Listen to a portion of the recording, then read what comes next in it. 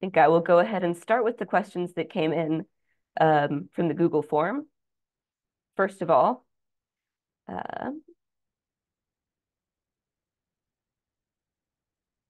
oh, wait, I forgot to have the panelists introduce themselves. We ought to do that first. All right, so yeah, if our four panelists could go ahead and just give your name and explain briefly what you do, maybe what a day looks like at your workplace, and maybe what got you into your current position, what led you here. Um, yeah, go ahead, whoever wants to start.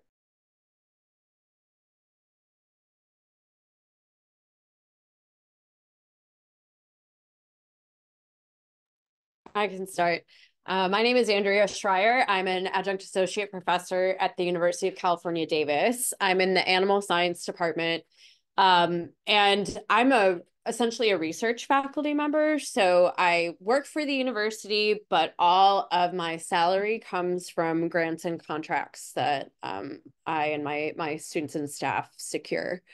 And I have a big lab. There's probably about 15 people, undergrads, grad students, postdocs, and staff scientists, technicians in my lab. And did you want me to say what I do in a day? Is that what you were? Yeah, sure. Okay, I do a little bit of teaching, but at this point, I do a lot of mentoring and administration. Sometimes I get to write proposals and I contribute to papers, but I don't get to do the fun science as much as my students do. What led you to your current position? I think, like, what brought you to Uh, this? yeah, so I have sort of a weird and highly specific path. I got my PhD in the lab that I'm currently the head of. But when my PI retired, he asked me if I wanted to take over the research program. So I've been acting in that role since 2014. Um, yeah, so it's not a typical path for getting a faculty position for sure. I might go next because I have a very different path. It'll be an interesting contrast. My name is Liz Nelson. My pronouns are she and her, and I'm joining you from the unceded territory of the Tsleil-Waututh, Musqueam, and Squamish peoples in Vancouver, Canada. And I work for the federal government within Canada for Parks Canada, which is kind of, I guess, our equivalent of the US National Park Service in the States. And for me, I would say I took a very circuitous route to get to the job I was in. Like, I think if at any point in my life you'd asked me what I was going to be when I grew up, I would have given a very different answer. Like, I think as a kid, I was a huge bookworm and a writer, and my parents met doing their masters in English. So I was very convinced I was going to be a writer. And then when I got to high school, I actually really enjoyed math and science. And so I became kind of really hard into robotics and was very engaged in that field as a teenager. And then I ended up influenced by a few friends in Ontario, where I grew up. There's actually grade 13. So between grade 12 and grade 13, I did a 49-day canoe trip from Yellowknife to the Arctic Ocean with a few friends, and I spent all the money I had saved for the first year of university. That was all of the money I had. I didn't have money for the second year, that's for sure, but I spent it all on this canoe trip. And it made me so curious about nature and like biology, which I don't think I'd had as much like exposure to or had been as interested in at that point. And so it really changed my trajectory in getting really into ecology and getting really interested in climate change and climate change impacts and pursuing a PhD on climate change impacts on northern forests. And at that point, so I'm nearing the end of my PhD. I've lined up a postdoc at the time out at UBC because I wanted to get to Vancouver because it's the most beautiful place in Canada, I will say. And I'm fortunate to live there now. But at the same time, I got a 1-year job offer with the federal government for the Canadian Forest Service. And I'm so fortunate that that postdoc supervisor said, you know what? Take it. Do a year, right? Just try it. This research is still going to be here. I hadn't even fully lined up the like enough money for you anyway. Like, that's fine. Like, a year from now, we could totally do this. And then I think like the public service, there's lots of things you can make fun of about it, but it's a pretty incredible space to still pursue really nerdy questions in a way that's so applied, and in a way in which the science that you're doing, there's literally somebody waiting to apply that science in a real world application. And I think the other thing that was so exciting about switching into the Forest Service is they were so focused on climate change adaptation. What are we going to do about climate change? Not what are the impacts and sort of that side of things of becoming more and more specific about how climate change is ruining everything and sending everything to hell in a handbasket. They were much more like, what are the opportunities? What are we going to lose? What can we save? And so that kind of led me to then transition to Parks Canada to get this more holistic. How do we manage species and ecosystems in this transformable, through this transformative change of climate change? And what are the opportunities and what are the success stories and what are some of the things we're going to let go?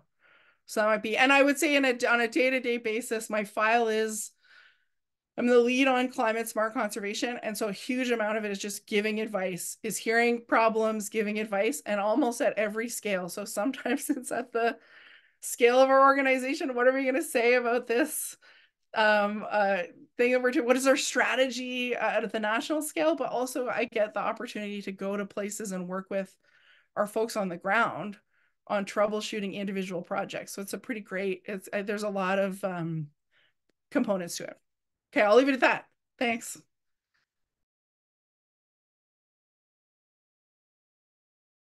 I can go next. My name's Wynne. I use she, her pronouns, and I'm a biologist at the U.S. Geological Survey. So that's a federal agency.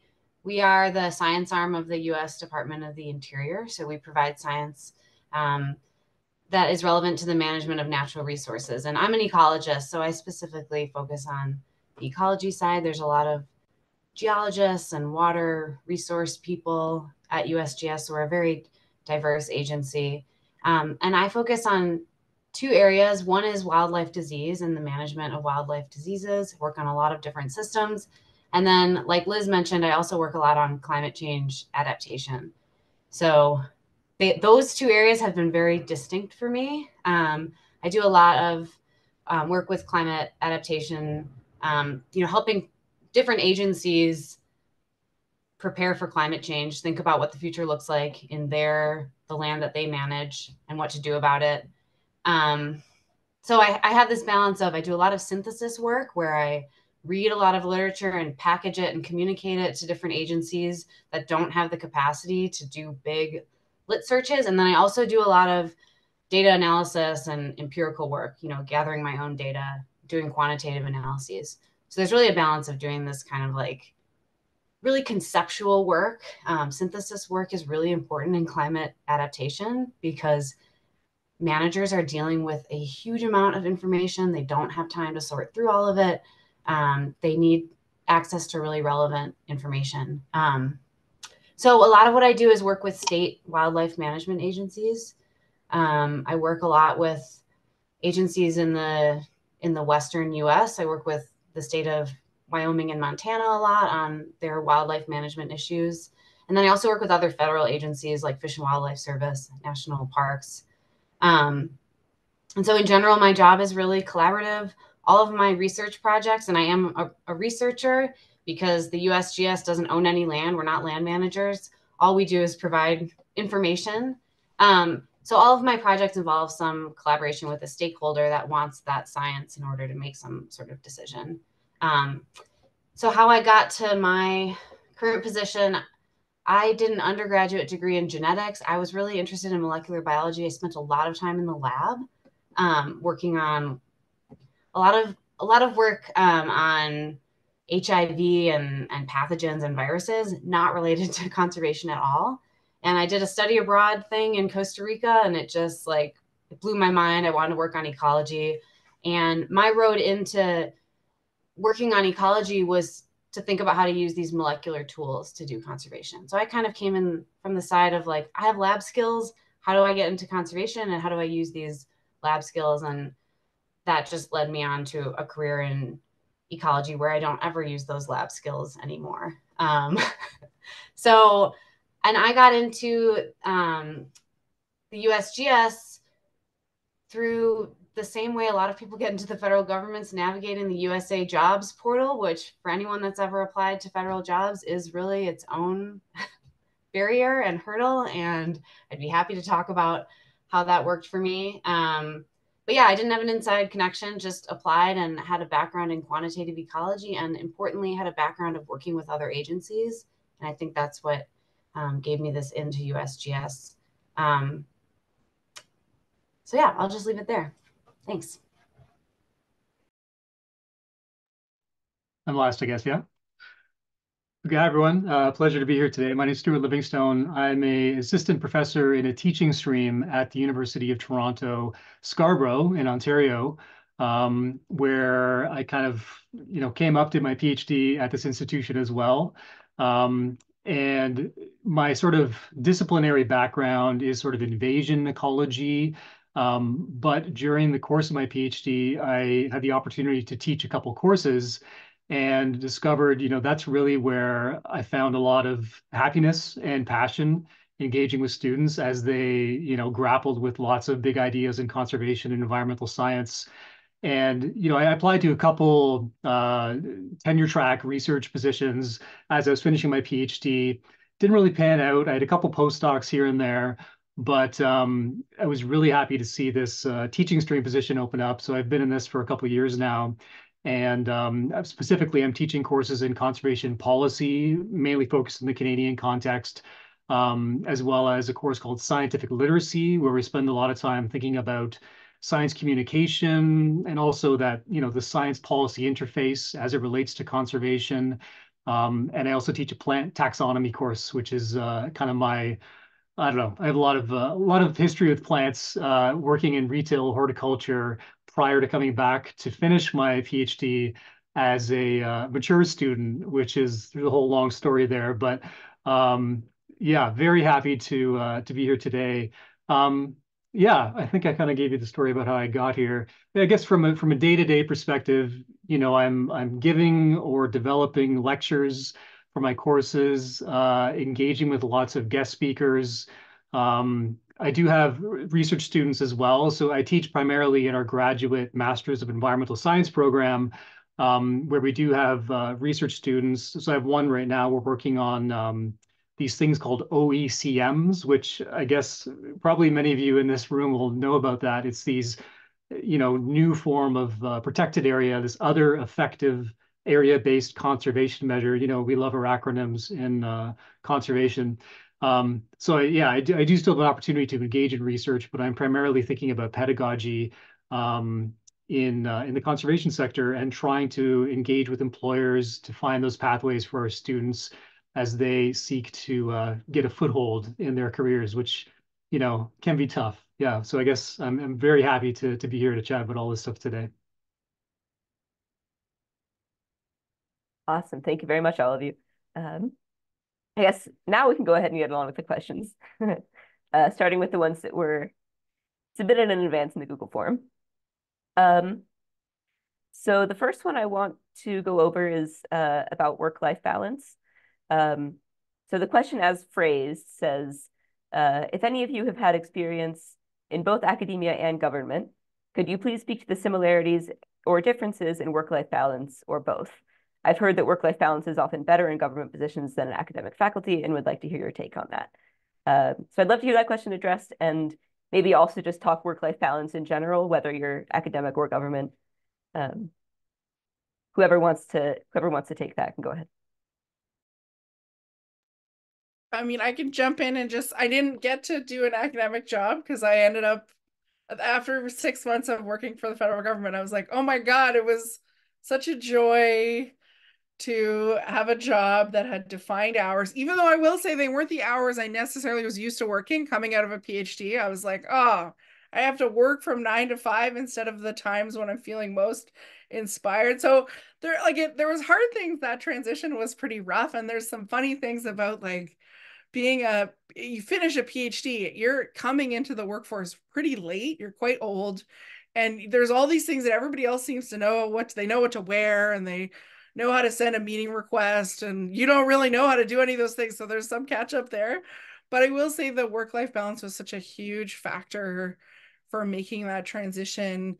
And even when, the postdoc avenue was still open to me, I was looking at, okay, I could, the government also paid for me to move. So they paid for me to move for a 1-year job. They expected me to work 40 hours a week, which I was probably working more than that just because I was such a nerd and I couldn't stop myself. But there was the expectation that you were only working that amount.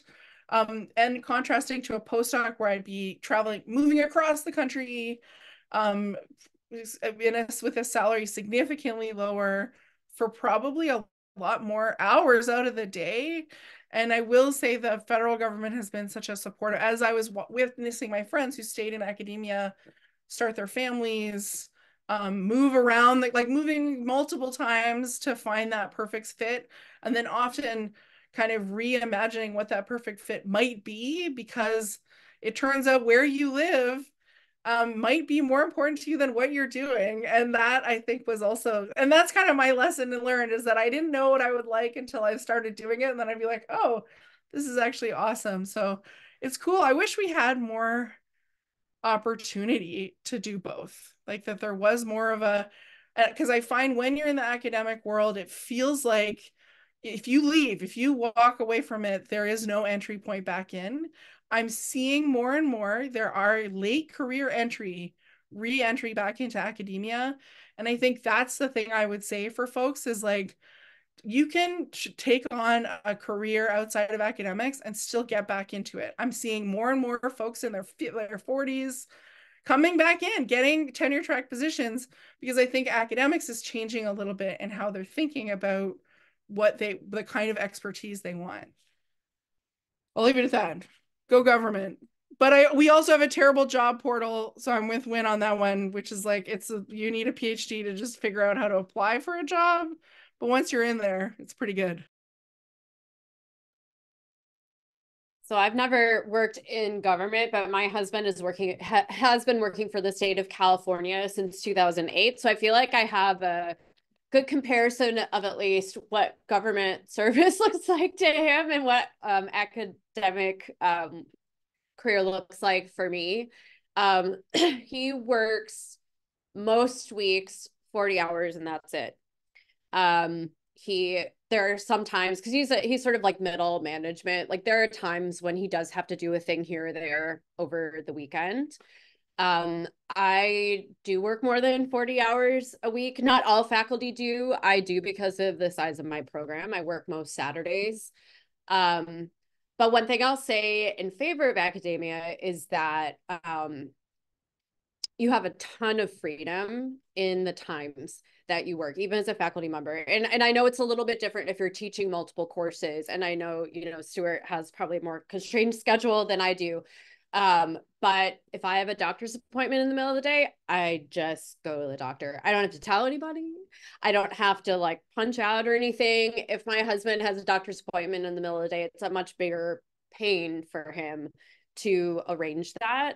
If I want to take a Friday afternoon off to do some yard work and then just work more on Saturday, I just do that. And like, he can't do that. So that is kind of a big advantage. And honestly, if you have kids, like, again, like the amount of time you work might be a lot, but being able to go home and pick up your kids in the middle of the day if you're not teaching at that time, like that is one advantage of academia. And then towards work-life balance, I think that's different for every person.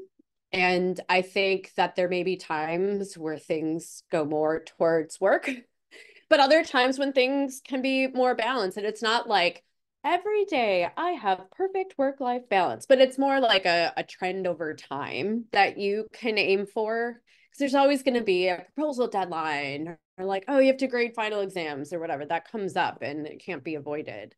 But then maybe you take a day off later, and that is how you compensate for it. I'll just go for it. I'm a member of the 40 hours a week club. I love it.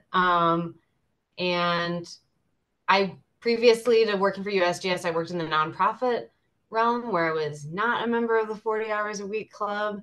I love my work-life balance, and I'll just leave it there.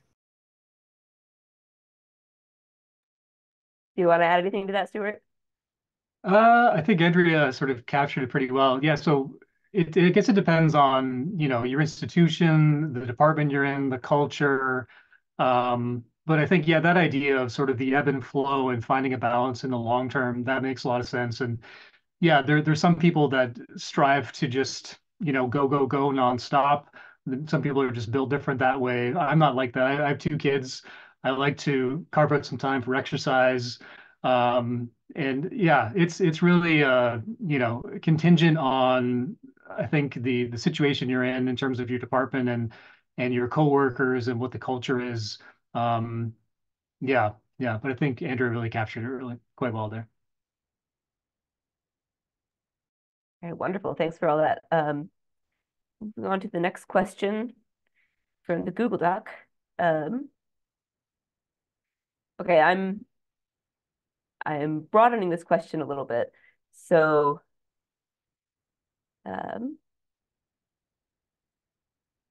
question, is it better to go straight into a graduate program or work in the field for experience first? Yeah, how important is hands-on experience versus graduate education in your various sectors? I can maybe jump in quickly on that one. So the program that I teach in, it's 1 year professional master's program where I'd say about half the students, we take in about 80 to 90 students a year, and about half of them, have, maybe a summer's worth of work. Maybe 20% of them will have, a year or two work, and then there's some mature students as well. But yeah, I don't think it's critical. Like definitely having volunteer work and being able to have a bit of a professional network, even if it's just through volunteering, where you can call on those people to give you advice, be a bit of a mentor. So I don't think it's critical, to have that coming into a graduate program. Yeah, but beyond sort of dipping your feet wet and getting a sense of what, different types of positions, different types of focal subject areas or research looks like. And so, sometimes undergraduate programs, you'll develop a lot of those skills through the undergrad work as well. Yeah, that's a tough one to answer without, zeroing in on specific things, but yeah, not critical, I think.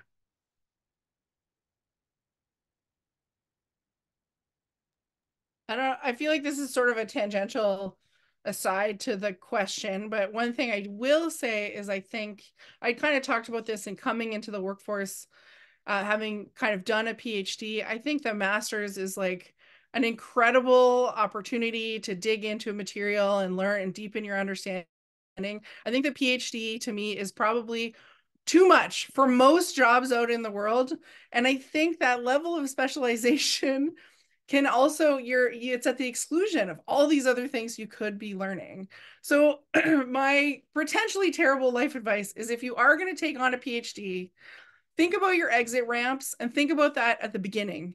So at what point are you going to say, you know what, I can walk away from this PhD, or I can transition it to a master's, or I can transition it to something else? Because I do think that like you're losing out on that time of building up applied experience and applied work experience. And most of us are not going to become professors. Like most of us are not going to be full-time academics, at least based on the stats of people who are graduating with PhDs. So I think it's just good to have that, like, at what point am I going to be like, you know what, this isn't working out, I'm going to transition to something else, and be explicitly thinking about what those other options are and potentially fostering them through volunteer work, networking, knowing there are other things out there that you can be contributing to that feed that clear, like that love of knowledge and that love of learning that you had that brought you to graduate school, but maybe don't take up so much time and take time away from all the amazing things and changes you can bring to the world. Maybe bad career advice to be giving as somebody who has a PhD, but I gotta stand by it. I could maybe add just one thing quickly. Yeah, I forgot to make the distinction between the PhD versus master's, which is a big one. But there are increasingly, I think, a lot of PhDs where they're integrating internships, or they call it work integrated learning, into the PhD structure, where you'll have the choice of either pursuing, a more academic, research focus, or if you can, develop some kind of relationship with an organization that you may end up wanting to work for in the future. So I just keep your eye out for that in PhDs when you're thinking of that pathway.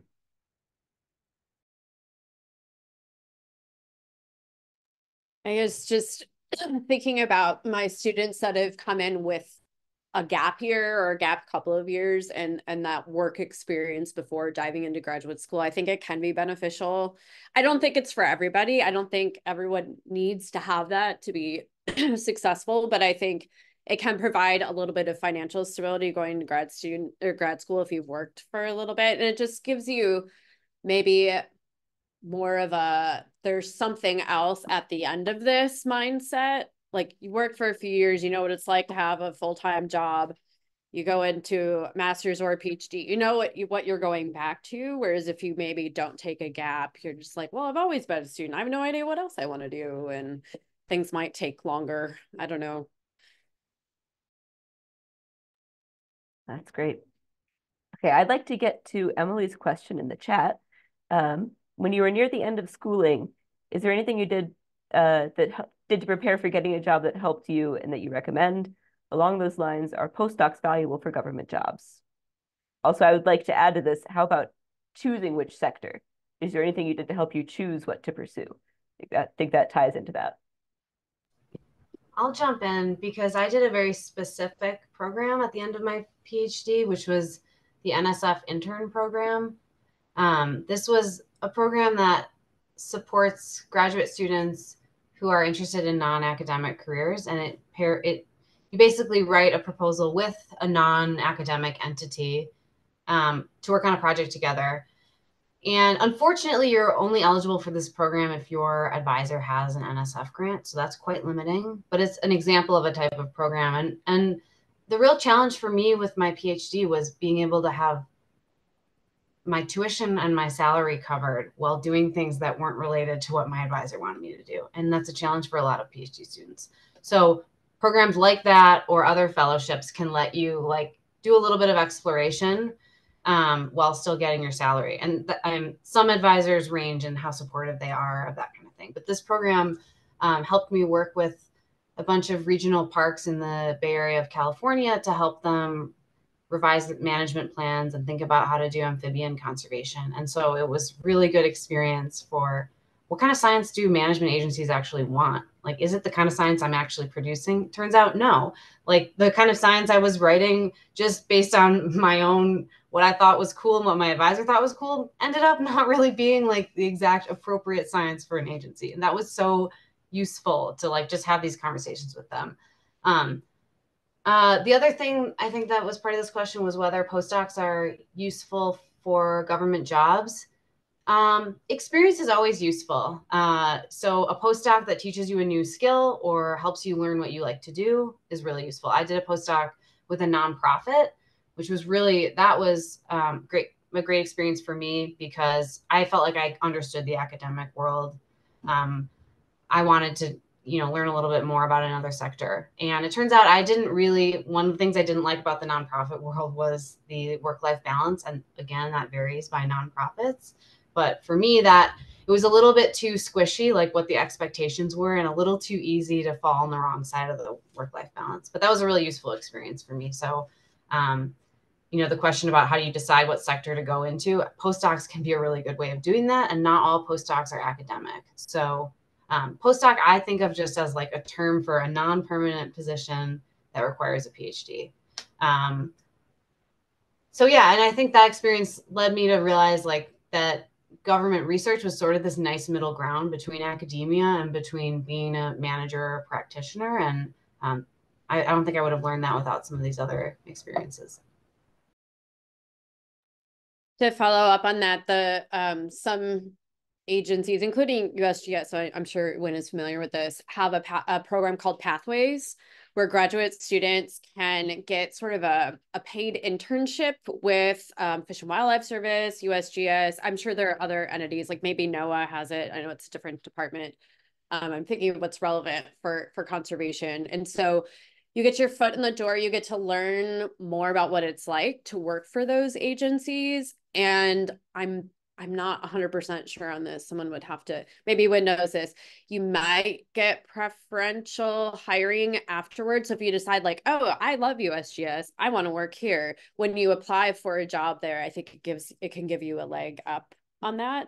Or I know of students who've gone through that and they say, oh, this isn't for me. I'm going to pursue something else. It could go either way, but it helps you figure that out, I guess, while getting paid.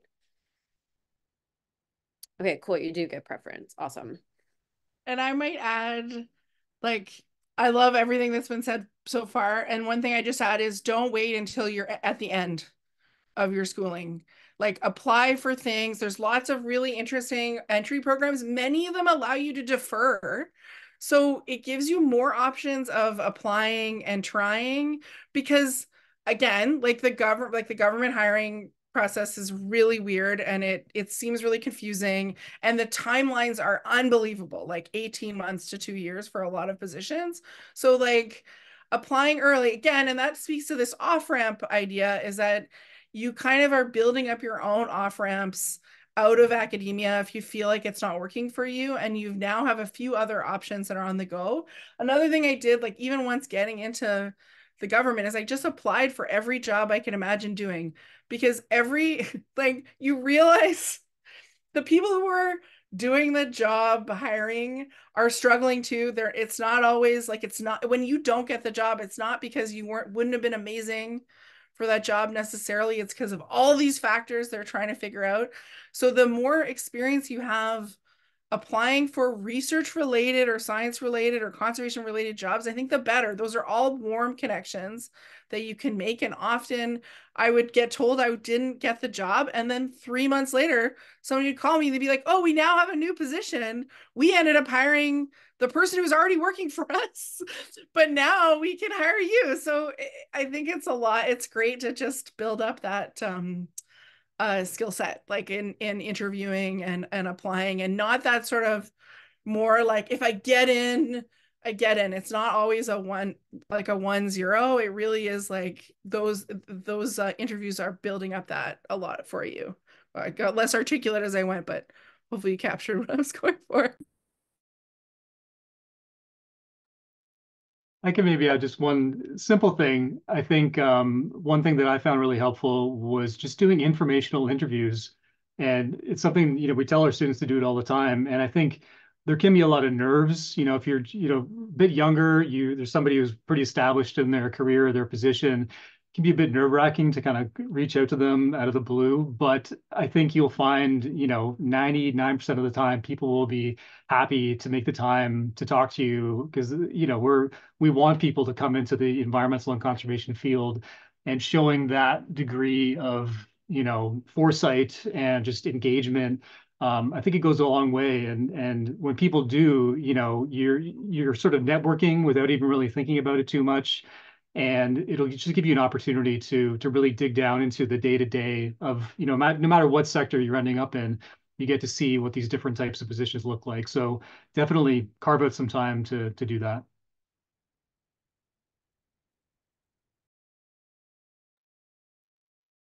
All right, let's move on to the next question. Maybe just briefly, can Wynne and Liz talk a little bit more about your experience with the government job application sites? Sure. Yeah, so the USA Jobs portal, for those of you who don't know, is how basically all federal jobs are advertised and how you apply for them. There are contractor positions where you're not actually a federal employee, but you, in some ways, interact a lot like a federal government employee, and there's fellowships and ways in with the federal government that are not on USA Jobs. But for the vast majority, if you're going to have a .gov at the end of your email address, you are applying through USA Jobs. And Everybody hates it, including people that hire, people that apply. Everyone hates it, but it's kind of a beast, and they're trying to revise it, but it just exists, and that's what you have to do. And the thing that's challenging for people with USA jobs is that for the majority of the positions, the person who would supervise you and who has domain experience, the person who is a conservation biologist that would one day be your boss, isn't the one reading your application. And so the magic of USA jobs is speaking HR speak, because your application is usually going to get read probably by AI first, and then by somebody in HR who doesn't know, what does it mean to be a quantitative ecologist or a social scientist. They just don't have that expertise. And so they're reading between the lines of, does your resume match up with the job posting? And I guess long story short, there were some great resources that I went to, that I used. I went to seminars on how to navigate USA jobs. And I did what those people told me to do, and it eventually worked. There was definitely some early failures of where you basically get an email like, you don't even qualify for this job, even though you do. I think it's not a bad idea to apply for a few before you think you want a USA job, just to learn how that system works before you ultimately apply for the one that you really, really care about. Because as people have said, just navigating that is a challenge in and of itself. And I'll paste some of the links that I used into the chat in case they're useful for folks. And for the Canadian system, everything Wynne said. And then the only thing I'll add is that you can ask for feedback. So I put that in there. You can ask for feedback on your interview, and you can also challenge, like what Wynne gave, where they're like, oh, you were screened out. You didn't qualify for this position. You can also just send an email and say, hey, I think I qualify for these reasons. And again, if it was an AI or an HR person who's analyzing it, that's an opportunity. I have had the situation where I was added back in to a job competition, based on just signaling to them that that's what my degree is in. I think they were like, you're supposed to have a degree in earth sciences. And I just have the wrong words associated. So there's lots of feedback you can give. And I don't know if I can also, well, I'll leave it to Anna to decide whether she wants us to hit this frustrations with our agencies question. I'm really hoping we're going to have time to get to these last two questions in the chat, but we'll see how it goes. Is there anything else to add about these the government sites, or should we move on? Okay, I guess we can go ahead and move on to Anderson's question. What are some advantages and disadvantages of having hard money, soft money, or a combination in your positions? Do you have a preference, and why? So I have a soft money position, and I have a preference for a hard money position. I'm actually working to try to secure that at the university right now. It worked for me because I did my PhD here, I postdoced here, and I was a project scientist here, and my PI was pretty hands-off. And so I had a pretty robust professional network in the area when I took over the lab. If I were going someplace completely novel, where I did not have a professional network already, I think doing applied science anyway, which is what our lab does, it would be very difficult to make the connections and to write enough proposals to support yourself and a student and a technician or something like that, just starting off. And also to fill a lab too. I inherited my major professor's equipment, and that was huge. So I was able to continue on without having startup. But going to a place without this, without the hard money, without the startup to buy the equipment you need to run your lab, I don't even know how viable that would be. So, and I think there are some positions in government that maybe half and half, and USGS has a lot of soft money scientists too. So maybe Wynne can speak to that from the government perspective of being soft money. Yeah, and I'll just say for clarification, soft money jobs are those where you are generally raising your own salary through grants. or, in some positions, they may be through like donor relationships.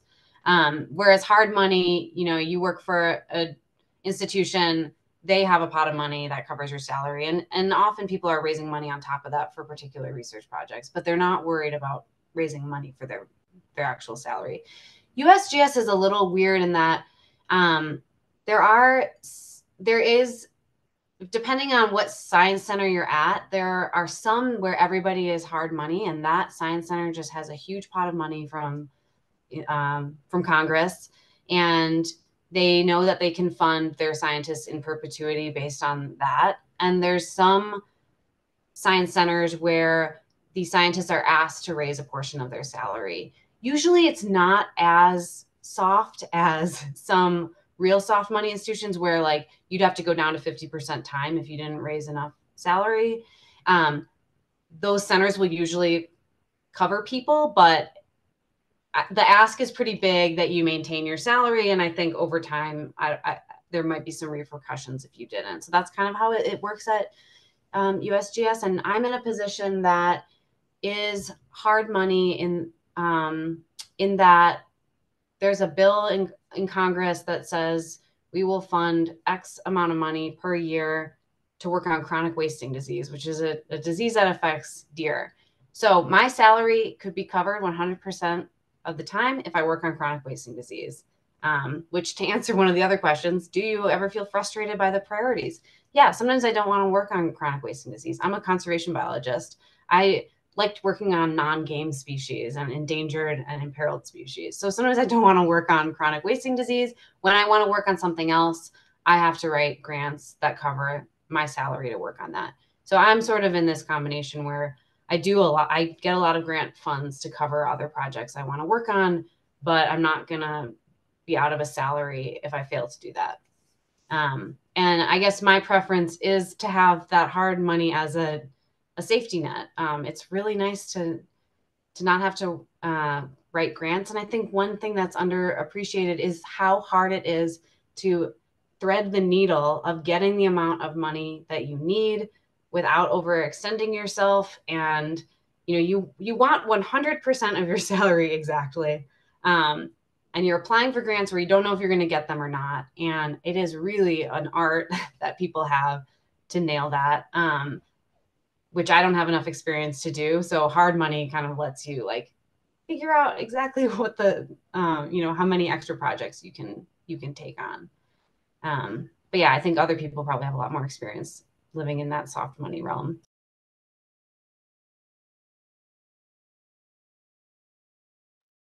All right, do any of the panelists want to add anything else? I don't know. I'm kind of in an unusual position with a teaching stream faculty job so it's hard money, salary's covered, but I do have the opportunity to apply for grants. And we have a lot of internal grants. And increasingly at the federal level in Canada, there's grant opportunities for pedagogy as well. But my position and its security isn't really contingent on getting those. So yeah, I think happy to have the hard money to keep that stability there. And my wife is very happy that there's hard money.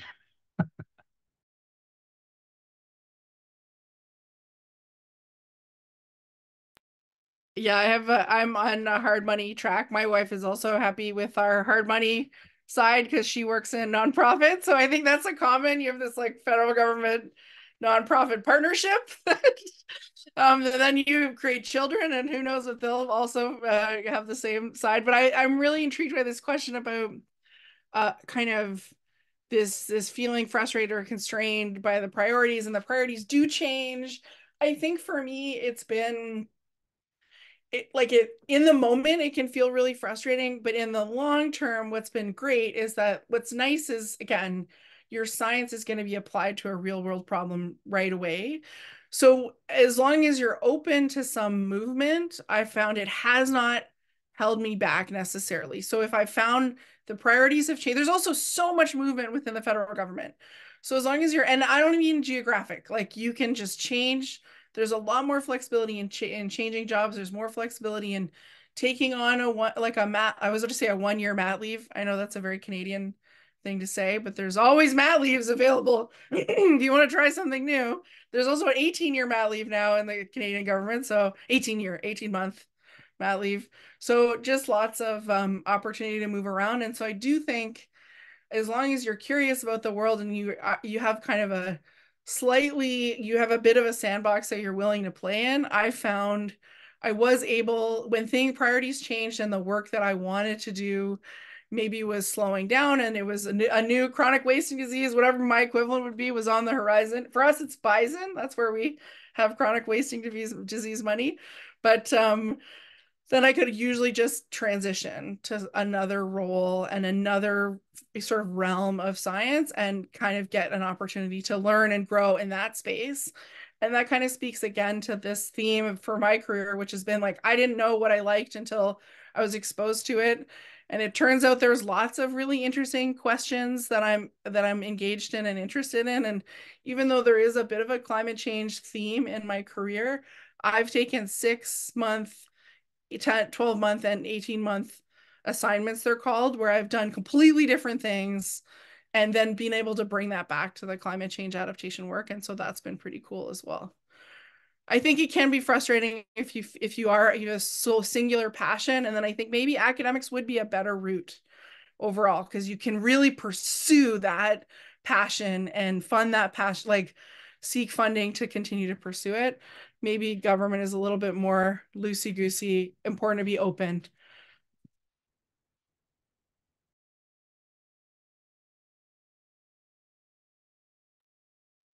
Wynne, do you have anything else you wanted to add about the frustration or constraints or priorities? Yeah, I guess where it is constraining is funding, I think, is that there'll be funding attached to a priority. And so if you want that funding, you're working on that thing. That said, there is a lot of flexibility in USGS, at least in my position, in what I want to work on, provided I can get the funding. If I have money to do whatever, it feels pretty academic in that, like, if I have grant money to work on this random thing that has nothing to do with chronic wasting disease, all my center cares about is that I have funds to cover it. And I will say, like, having somebody tell me what a really important priority is and asking me to work on it, that is the reason I went into applied work and went into USGS. So for me, it's actually, I like hearing, like, these are the top 5 priorities. Can you work on any of these? Like, I really struggled in academia knowing what to work on. So I actually really like knowing what the priorities of the federal government are and seeing if I can meet those priorities. I'm early career. I can imagine at some point I would grow tired of that or maybe disagree with some of them. But for me, that I think it's pretty cool to be able to answer those kinds of science needs. Wonderful. There is one more question in the Google form that I think we have time for. But I will say we've only got a few minutes left. So maybe if anybody has follow-up questions, maybe, I don't know if panelists would be willing to share their emails in the chat that people can sort of continue the conversation. That might be good. In the meantime, I will get to this last question. Okay, so this is about salary and benefit negotiations. Again, it's targeted towards government, but maybe we can, hear from the academics as well.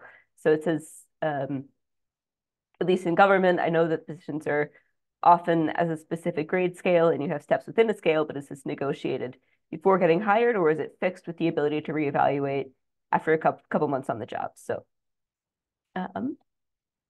how does salary negotiations work in your position?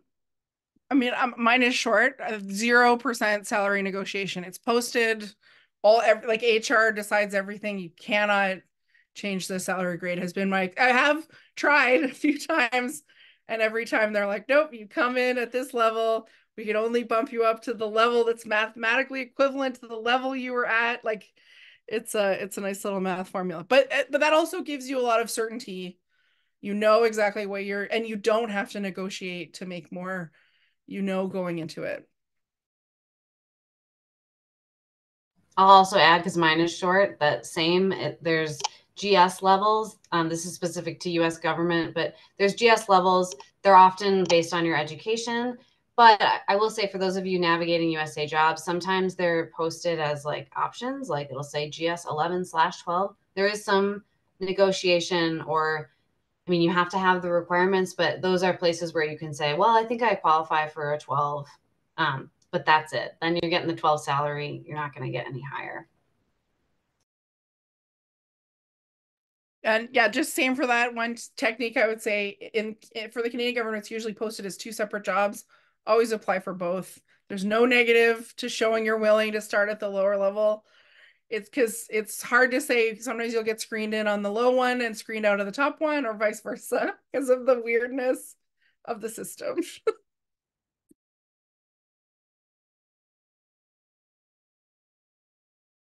And from the academic standpoint, I did not do much negotiating. It was the department that kind of selected at what level my faculty position was going to be. But typically for hard money positions, there's some room to try to negotiate with the department and the dean's office. And then it's different by institution, and Stuart can speak to his institution, but here the department has to agree to whatever the candidate wants. And so there's a vote, and then it goes off to the dean's office, and the dean's office ultimately has the yes or no, and they establish at what level you're hired.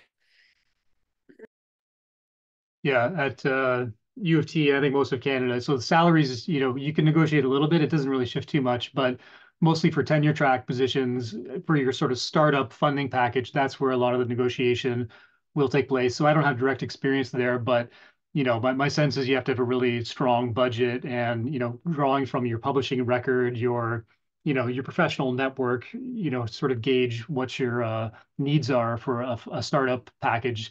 And that can range considerably, depending on your focal subject area, that kind of thing. Yeah, for us, we have different steps at the level. So there's the assistant level, there's like 6 steps, associate, there's these different steps. And the step that you come in at is what you can negotiate, which has, they have different salaries associated with them. But I don't think all US institutions are necessarily like that. It's just a University of California thing. All right, great. Well, amazingly, we have gotten through all the questions in the chat and the Google form right at 3 o'clock. So we are in good shape. I want to say a great big thank you to our panelists. I really appreciate all of you being willing to spend this time with us and answer all these questions. This has been really great. Hopefully everyone else has enjoyed it too. Otherwise, I think we can probably go ahead and wrap this up. Anyone can feel free to reach out to me or Bernie. I'll put my email in the chat here real quick too, with any questions about anything.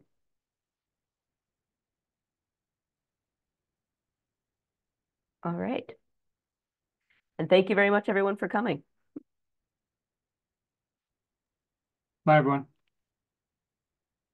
Bye, thank you. Thanks for being here. Thank you. Thank you so much, all of you. This is great. See you, Bernie.